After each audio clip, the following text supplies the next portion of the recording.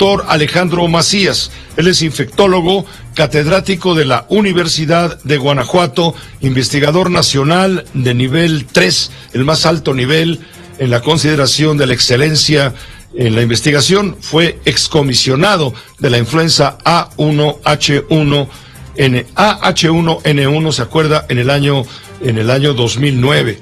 Pero estamos en contacto con el doctor Macías. Alejandro, muchas gracias por aceptar la llamada. Creo que es muy interesante todo lo que pudieras comentarnos, por favor, acerca de lo que tú mismo has considerado importante respecto a la posibilidad de que la mitad de la población en México, para dentro de unas semanas, podría estar contagiada por esta variante Omicron. ¿Cómo estás? Muy buenas tardes. Hola, Pepe, me da mucho gusto encontrarte.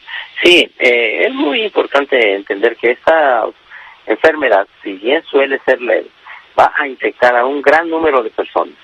Nunca, para decirlo en términos claros, se ha visto en la historia un virus que entrara con tal fuerza y con tal nivel de propagación. Es una pandemia de una propagación muy rápida, de un virus que escapa generalmente a la inmunidad que ya tienen las personas. El caso del presidente de la República pues, es un buen ejemplo. Ella ya estaba enfermo, ya estaba vacunado, se estaba revacunando precisamente, y a pesar de eso está teniendo la enfermedad. Entonces, es una enfermedad que va a afectar a muchísima gente, que va a entrar muy rápido y va a infectar muy rápido a un buen número de la población. Por un lado, podría ser, doctor, podría ser que la mitad de la población quedemos contagiados de la variante Omicron en las próximas semanas. Sí, en las próximas semanas es muy probable que así sea, porque hay que decir que aunque, por ejemplo, la Autoridad de Salud está reportando, digamos, unos 30,000 casos diarios, eso no representa ni con mucho el número verdadero de gente que se está contagiando. Hay que recordar que muy poca gente que tiene la enfermedad recibe un diagnóstico correcto o certero, o comprobado, digamos, en una prueba de laboratorio. La gran mayoría de gente que se infecta no llega a tener un diagnóstico comprobado.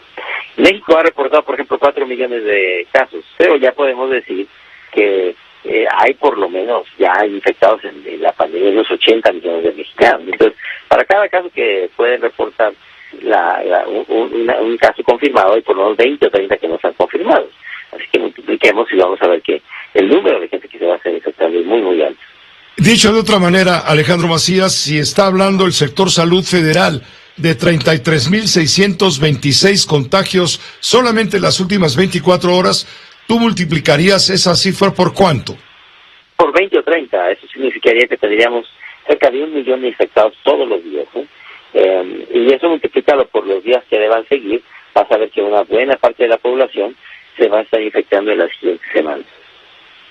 Esto es, esto se debe a que no hay suficiente capacidad de hacer pruebas, pero sí la realidad es que está presente el virus, la variante del virus Omicron, y está causando verdaderamente estragos. Es de una contagiosidad explosiva.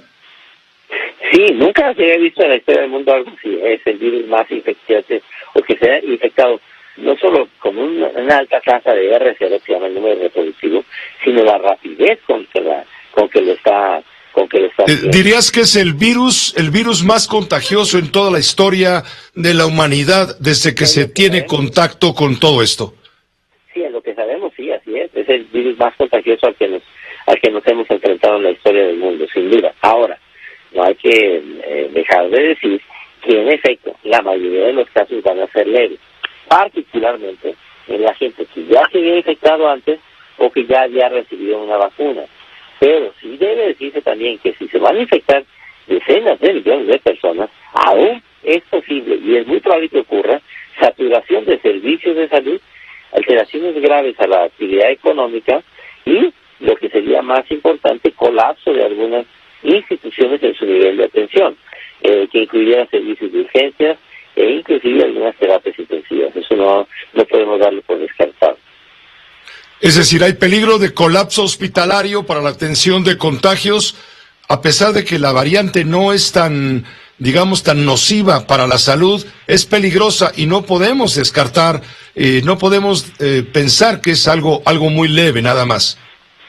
Sí, porque me refiero a la actividad económica, las actividades cotidianas y los servicios de salud puede ser una carga abrumadora en las siguientes semanas. Es por eso importante el mensaje que debe tener la gente, que esto no se ha terminado, la pandemia sigue, hay que cuidarnos todavía. Si nos vamos a infectar muchos, es muy importante que no nos infectemos todos al mismo tiempo, porque eso puede colapsar la actividad económica y las instituciones, que vayamos entrando, digamos, poco a poco. Y el mensaje debe ser, eso no se ha terminado, pero hay que usar cubrebocas, evitar tumultos de personas, los que puedan trabajar desde su casa que lo hagan, evitemos circunstancias en las que haya lugares cerrados, mal ventilados con mucha gente, hay que ventilar los espacios cerrados, al que le toque su vacuna que se la ponga, el que le toque la vacuna de influenza que se la ponga también va a circular la influenza. Entonces sí, el mensaje es no caigamos en pánico, pero definitivamente todavía hay aquí mucho espacio para la responsabilidad individual.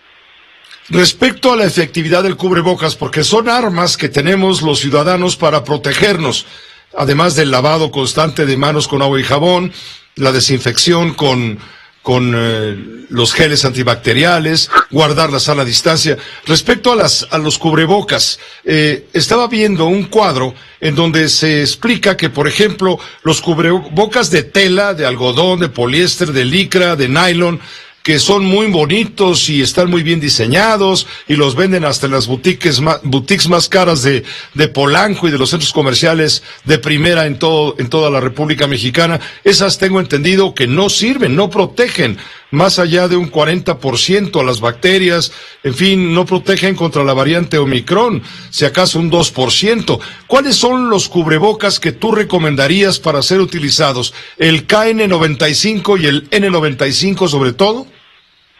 Sí, mira, hay que empezar por los que no funcionan, ¿eh? No funcionan las caretas, no funcionan los cubrebocas de tela, esos funcionan muy poco, como bien dices. Hay que decir que los que funcionan ya un poco mejor son esos cubrebocas azulitos o verdecizos que le llaman quirúrgicos, sobre todo si sobre de ese te pones uno de tela, o sea, que el de tela sirva para sellar el de abajo, el doble cubrebocas, eso ya funciona sustancialmente mejor. Ahora, en los servicios médicos es importante usar el cubreboca KN95 o el N95. Si en la población se va a usar un cubrebocas N95 o cubrebocas de alta eficiencia, es importante decir también que esos que ajustan sobre las orejas no funcionan bien, puesto que no hacen un buen sellado sobre la cara. Para que esos funcionen bien, tiene que ser un buen sellado y tienes que amarrarlos a la nuca o con una correa al cuello. En la nariz, en las orejas, perdón, no te van a sellar bien, ¿eh? Entonces, si vamos a usar cubrebocas de alta eficiencia, hay que usarlos bien, los que amarran en el cuello y en la nuca. El doctor Hugo López-Gatell pide no realizar pruebas a menos que sea médicamente necesario. Lo dice evidentemente porque no hay suficientes reactivos para para satisfacer la demanda ante el ambiente de angustia, de preocupación, de desesperación de mucha gente que al primer síntoma piensa que está contagiada del virus.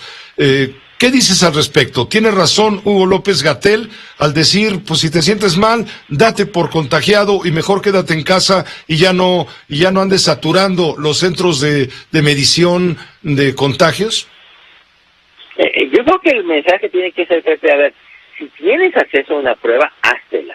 Si tienes síntomas, hazte la prueba de antígeno si tienes acceso a ella.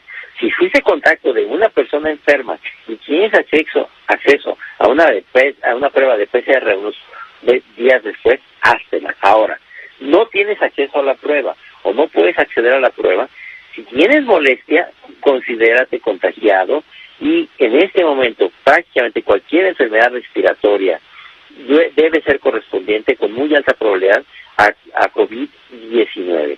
Siendo ese el caso, aíslate, chécate la oxigenación, estate seguro de que no baje de 92, 90, sigue usando el cubrebocas, evita contagiar a los demás.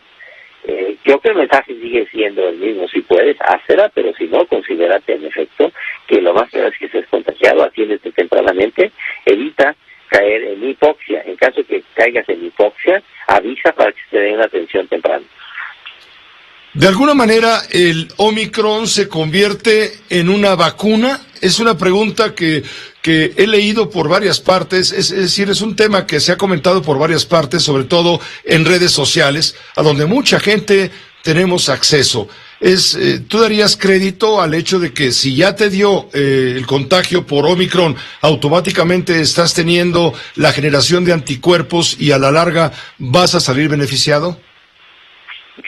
Es verdad que quien tenga un contagio por Omicron va a estar con muy alta probabilidad, con un alto nivel de inmunidad contra las otras variantes, particularmente contra la variante Delta, pues tú te quedas con un alto nivel de inmunidad. Pero también yo he escuchado lo que es muy peligroso, Pepe, que la gente dice, no, mira, ya mejor inféctate, que al cabo que es muy leve y se parece a una vacuna. No, de ninguna manera. No deja de ser una enfermedad, puedes todavía tener una enfermedad seria, y aquí y ahora lo mejor es no infectarte, tratar de evitarlo. Si te ocurre, no caigas en pánico, búscate estar bien oxigenado, avisa si te cae la oxigenación, pero no, de ninguna manera consideres que es bueno infectarse. El mensaje tiene que ser todavía hay que cuidarnos.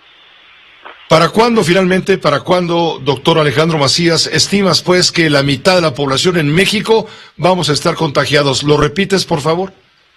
Sí, mira, si nos atenemos a países que se parecen mucho a México, como por ejemplo Sudáfrica, eso ocurrirá en las siguientes 2 o 3 semanas, donde va a haber una muy intensa subida de la enfermedad y va a haber ya muy probablemente hacia finales de enero un quiebre en el que la enfermedad va a ser menos común y va a haber una bajada durante prácticamente todo el mes de febrero, y nos permitiría, digamos que ya hacia finales de febrero y particularmente al tercer trimestre, la salida del primer trimestre del año, ya entrar en una situación de mayor equilibrio y de menor presión individual y de los servicios de salud. Y creo que vienen al menos unas 2 o 3 semanas muy duras, muy difíciles.